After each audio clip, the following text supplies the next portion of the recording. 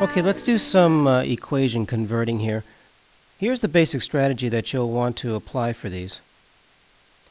The main thing is that you'll want to use substitution. Now, if you're converting to rectangular, that means that your final answer is only going to have the variables x and or y in them. If you're converting to polar, it'll just be r and theta. Also keep in mind that when we're done, we don't want any square roots. Typically, equations are not written with square roots. So if you have a square root in it, you'll just simply square both sides to eliminate that. You'll also want to keep in mind the conversion equations. So if you're converting to polar, you'll want to keep these three in mind. And the reason is because all of these are written in terms of theta, or in this case cosine theta, sine theta, and r. Remember, we're not going to have x or y in the equation. If you're converting to rectangular, then you'll want to keep these in mind, or rather from rectangular. Let us do an example. Let's say we want to convert this equation to polar. Now, if you were graphing this, this would be simply a straight line. In polar form, it's also going to be a straight line, but the way we write the equation is going to be very different. Remember that what we want to do is we want to write this so that there are no x's and no y's in them. So let's go ahead and use our equations to substitute. These here are the conversions for x and y. So that's the first part, that is x has been replaced with r cosine theta, and y is r sine theta. Just remember, when doing these conversions, we only want r and theta in the equation. No x or no y. Once you've done that, it's pretty much mission accomplished. The only thing is that typically a polar equation is solved for r, so it's an r equals form.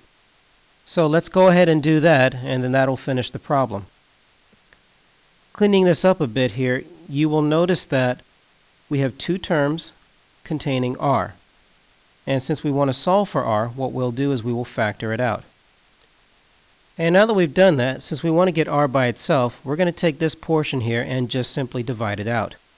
So in doing so, what happens is that these reduce out here. And what we're left with is r equal to 7 over this very sloppy denominator. Well, that's really it. That's our solution. Okay, how about we do another? Let's say we want to convert this one to polar. Now, again, we want to use our conversion equations, and that is these two. However, I also want to point out that there's also another that we could use. Remember that this is based on triangles, so we also have the Pythagorean theorem. R squared is equal to x squared plus y squared, which is what you see here. You could just simply replace this with r squared, and then take the square root and be done with it. But what if you forget that? Well, no problem. Let's just go ahead and do our substitutions again. Therefore, x is r cosine theta, and y is r sine theta. And since we're squaring these, we'll write it like this. So both r's are squared, and plus cosine squared and sine squared.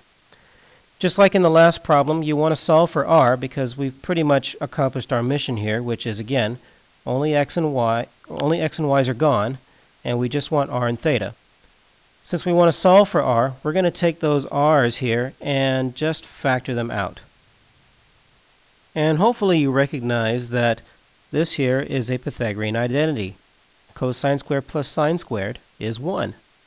So as you can see, we wind up with r squared is equal to 16 anyway. Just go ahead and square root both sides, and we get 4. And just for the record, there is no need to write plus or minus 4. It is unnecessary for polar equations. So r equals 4 is the solution, and if you're wondering what that is, that's just basically saying that since there's no theta, it doesn't matter what the angle is. For every single angle you can think of, r will always be 4, meaning you get a circle with a radius of 4. Okay, now let's go the other way. Say that we are going to convert to rectangular. R is equal to 5 times the cosine of theta minus 2 times the sine of theta. Recall our equations for converting. The idea really is just so that we can have both x and y in the equation and that no r and no theta. Now in the previous examples, we were able to just simply put in formulas for x and y, and that pretty much carried us through. But in this particular case, we're going to worry about the cosine theta and the sine theta first. We do have a formula for r. It would be the square root of this, but we don't want to introduce square roots if we don't have to. So let's first worry about the cosine of theta and the sine of theta. The cosine of theta would give us x over r, and the sine of theta would give us y over r. Alright, you'll notice that we have here are some fractions. Let's go ahead and clear those fractions out before we put in the substitution for r.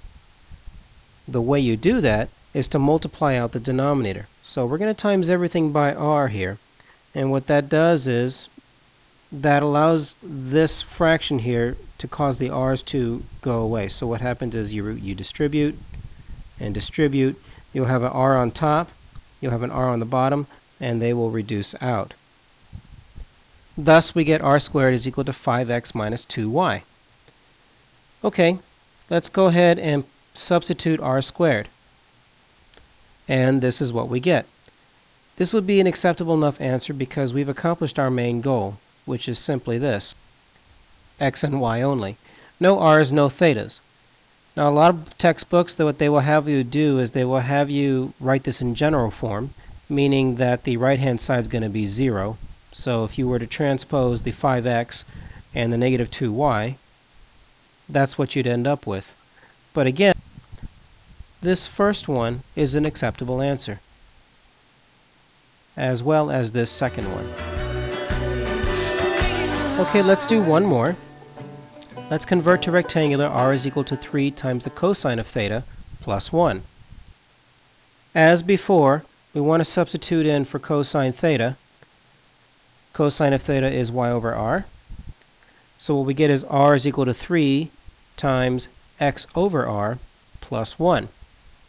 As before, we want to get rid of this fraction, so we're going to multiply both sides by r. Just as before, the r will distribute to both terms. So what we have now is r squared is equal to 3x plus r. Okay, now let's go ahead and do our substitution for r and r squared. R squared is x squared plus y. That is our substitution for r squared.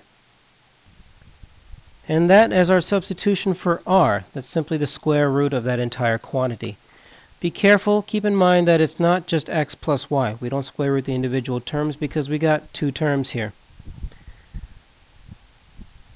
Now with this we've achieved our main goal, which is we only have x and y only. There are no r's and no thetas. However, we also want to be able to write this equation without a radical either. What that means is that in order to clear out the radical, we're going to have to square both sides. That doesn't mean that we want to square both sides now, because if we do, we're going to have to FOIL that part. So instead, let's take this 3x and transpose to the left-hand side. Now we can go ahead and square both sides. Okay, so if we do that, the left-hand side is just the whole quantity squared. No need to multiply that out. On the right-hand side, the radical goes away, and that leaves you with x squared plus y squared. This is perfectly acceptable for an answer because, again, we only have x and y, which is what we want. There are no radicals. That's it for this one. I'll see you next time.